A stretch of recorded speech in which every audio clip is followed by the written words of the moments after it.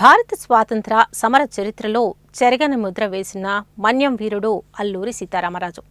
ఆయన జయంతిని పురస్కరించుకుని రాష్ట్ర వ్యాప్తంగా ఘనంగా నివాళులు అర్పిస్తున్నారు. బ్రిటిష్ పాలకులకు వ్యతిరేకంగా ఆదివాసీల హక్కుల కోసం పోరాడిన మహావీరుడిగా అల్లూరి సీతారామరాజు చరిత్రలో చిరస్థాయిగా నిలుస్తారు. 1897 జూలై 4న జన్మించిన అల్లూరి సీతారామరాజు చిన్న వయసులోనే దేశభక్తి భావాలతో స్వాతంత్ర ఉద్యమంలో అడుగుపెట్టారు.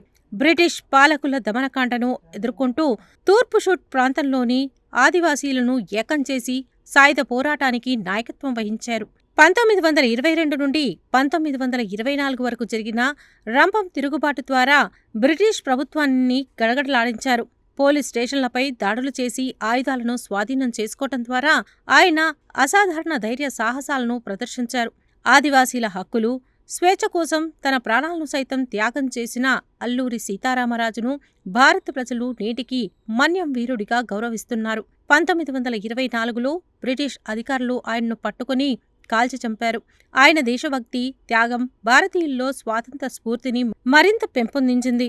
ఆయన జీవిత విశేషాలు, దేశానికి చేసిన సేవలు యువతకు తెలియజేయాలన్న బాధ్యత మనందరిపై ఉంది.